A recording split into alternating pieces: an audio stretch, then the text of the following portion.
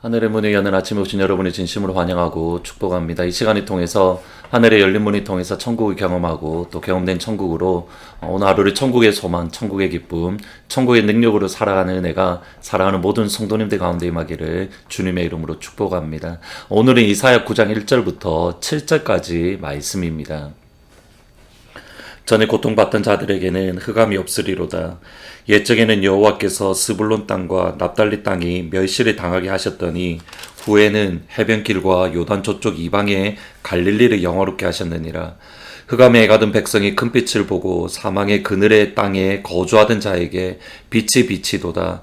주께서 이 나라를 창성하게 하시며 그 즐거움을 더하게 하셨으므로 추수하는 즐거움과 탈취물을 나눌 때의 즐거움같이 그들이 주 앞에서 즐거워하오니 이는 그들이 무겁게 맨 멍에와 그들의 어깨의 채찍과 그 압제자의 막대기를 주께서 꺾으시되 미디안의 날과 같이 하셨음이니이다. 어지러이 싸우는 군인들의 신과 피 묻은 겉옷이 불의 섭같이 살라지리니 이는 한 아기가 우리에게 낳고 한 아들을 우리에게 주신 바 되었는데 그의 어깨는 정사를 메었고 그의 이름은 기묘자라 모사라 전능하신 하나님이라 영존하신 아버지라 평강의 왕이라 할 것임이라. 그 정사와 평강의 더함이 무궁하며 또 다윗의 왕자와 그의 나라에 군림하여 그 나라를 굳게 세우고 지금 이후로 영원히 정의와 공의로 그것을 보존하실 것이라. 만군의 여호와의 열심히 이를 이루시리라. 아멘. 언젠가 성경을 읽으면서 궁금함을 가졌던 것이 희망과 소망의 차이입니다. 제 한국어 실력이 짧아서인지는 모르겠지만 한자로 보더라도 희망과 소망 그렇게 큰 차이가 없어 보입니다. 그런데 성경을 읽다 보면 희망이라는 단어보다는 소망이라고 많이 번역된 것을 많이 보게 됩니다. 한번 인터넷으로 찾아보니까 희망이라는 단어는 창세기부터 요한계시록까지 22번 나옵니다. 반면에 소망이라는 단어는 총 85번이 나옵니다. 희망과 소망이라는 말에 차이가 없는데 왜 굳이 한글 성경을 번역하셨던 분들은 희망이 아니라 소망이라는 말로 번역을 하셨을까? 이것이 궁금을 했습니다. 그래서 다시 한번 찾아보니 여러 아티클 가운데에 백석대학의 총장님으로 계셨던 신약학 교수님이신데 최갑종 교수님이 쓰셨던 그러한 글들이 있었습니다. 결론은 이렇습니다. 희망이라는 말의 주어는 항상 나입니다. 내가 희망하는 것, 내가 원하는 것, 내가 소망하는 것. 그러니까 주어가 나가 될 때에는 그것은 희망입니다. 반면에 최갑종 교수님에 의하면 소망이라는 것은 항상 주어가 하나님입니다. 또는 삼위 하나님, 성부, 성자, 성령 하나님과 연결되어져 있을 때에는 소망이다라고 말을 하는 겁니다. 곧 하나님께서 그리스도인에게 주시는 것이 소망이고 하나님께서 그리스도인에게 주시는 것을 이루어 가시고 그것을 마침내 이루어 내시는 것, 그것이 다름 아닌 소망이다는 겁니다. 예를 들어서 요셉을 보시면 됩니다. 저희들이 한동안 우리가 또 요셉처럼 꿈을 꿔야 된다, 요셉처럼 비전을 가져야 된다, 이런 말을 많이 합니다. 그런데 창세기 말씀으로 다시 돌아가시면 요셉 스스로가 꿈을 꾼 것이 아니라 요셉 스스로가 비전을 가진 것이 아닙니다. 하나님께서 요셉에게 꿈을 주셨고 하나님께서 요셉에게 비전을 주셨고 하나님께서 요셉의 삶 속에서 그 꿈과 비전을 이루어 가셨으며 마침내 이루어 주셨습니다. 항상 주어가 하나님임을 보게 됩니다. 그것이 소망과 희망의 차이입니다.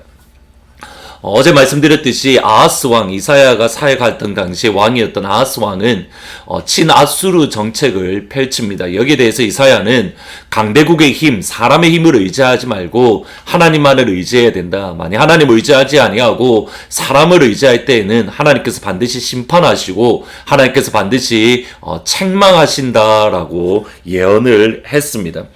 그런데 저희들이 성경을 읽어보시면 하나님은 항상 책망과 심판을 말씀하시지만 동시에 회복, 또 그런 구원에 대한 말씀도 동시에 주십니다. 어제 살펴보았던 것이 책망 또는 심판에 대한 말씀이라면 오늘 읽으셨던 말씀은 회복, 구원에 대한 말씀입니다. 1절과 2절입니다.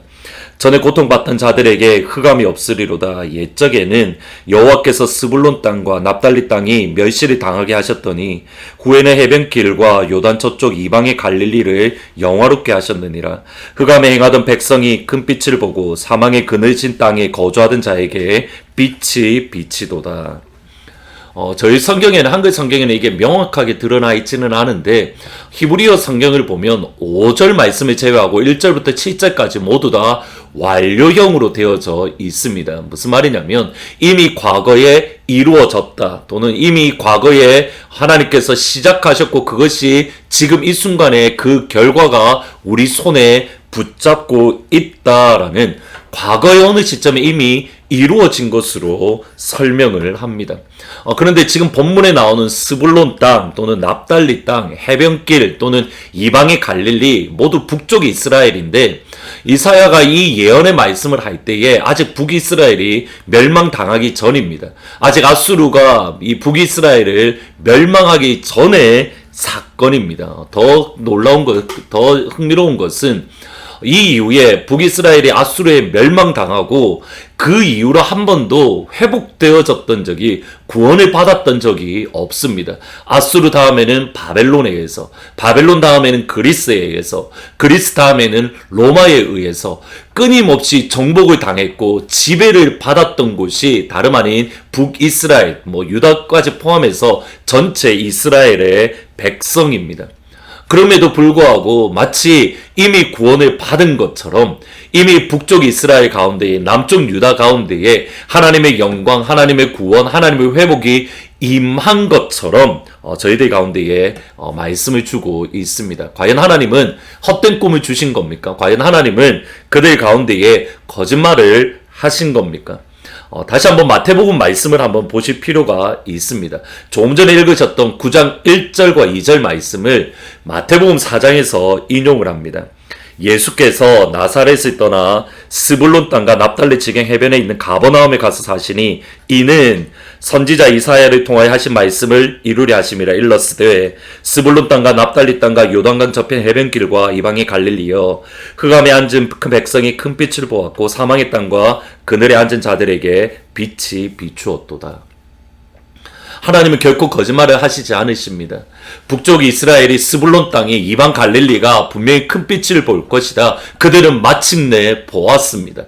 그들이 생각하는 방식으로 회복이 이루어지지 아니하고, 그들이 생각하는 방식으로 구원이 이루어지진 않았지만, 하나님의 방법, 하나님의 뜻, 하나님의 계획 안에서 하나님께서 원하시는 구원, 하나님께서 원하시는 회복이 그들 가운데에 이루어진 겁니다. 참된 구원, 참된 회복이 이루어진 겁니다. 예수님을 그들이 보았고, 예수님이 그들과 함께 거하셨고, 예수님의 말씀이 그들 가운데 선포되어졌고, 참빛이신 예수님이 그들 가운데에 이루어지신 겁니다. 하나님은 결코 거짓말하지 않으십니다. 하나님은 반드시 이루어 주십니다. 약속을 주시고 반드시 이루십니다. 9장 1절을 마지막에 7절 마지막 절을 보면 만군의 여호와의 열심히 이를 이루시리라. 하나님의 약속은 하나님의 열심으로 성취하는 것이지 우리의 열심으로 이루어지는 것이 아니라는 겁니다. 하나님께서 저와 여러분이 주셨던 약속, 하나님께서 하나님의 시간에 하나님의 방법으로 이루어 주실 줄 믿습니다. 루드 우스터만이라는 화가가 있습니다. 송구 영신 예배 때 보여드렸던 영상인데, 그때 말씀을 잠시 다시 읽었는데, 그때는 미처 몰랐지만, 이것이 2020년에 살아가는 저희들에게 주시는 하나님의 그런 선한 마음이었구나, 사실 다시 한번 깨닫게 됩니다. 지금 보시는 그림의 왼편에 있는 것이 우스터만의 딸이 그렸던 낙서입니다. 근데 오른쪽에 있는 그림은 딸이 그렸던 그 낙서를 우스터만이라는 화가가 작품으로 바꾸온 것이 오른쪽에 있는 그림입니다. 우리의 삶이 딱 이와 같습니다.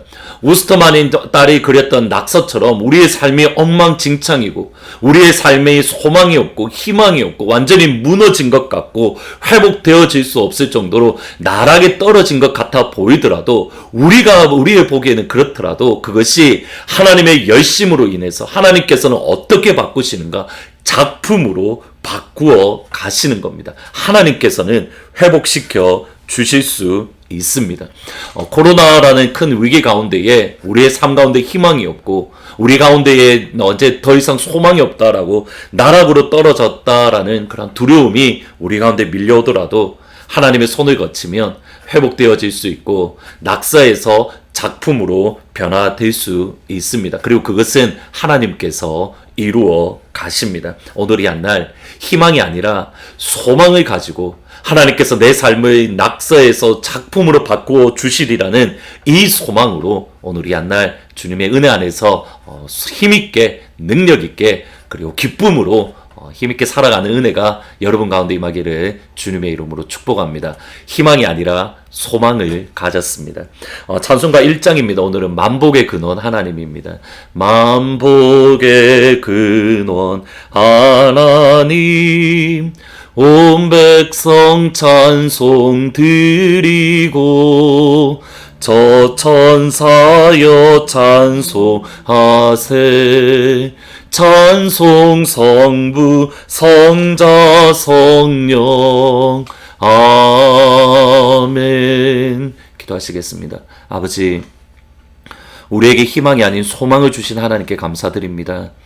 우리가 보기에는 이루어질 것 같지 아니하고 우리 같은 낙서 같은 삶이 되어서 소망도 없고 희망도 없고 이제 나락으로 떨어져서 더 이상 일어날 기대가 없을 때에 만군의 하나님 여호와의 열심으로 우리의 삶이 작품으로 변화될 그 소망을 주신 하나님 진심으로 감사를 드립니다.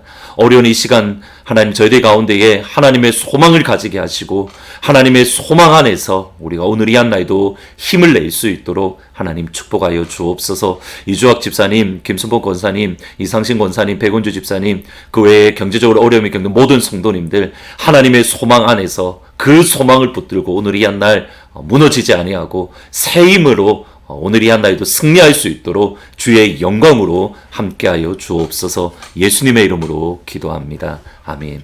하나님 주신 소망으로 오늘 이 한 날 승리하시기를 주의 이름으로 축원합니다.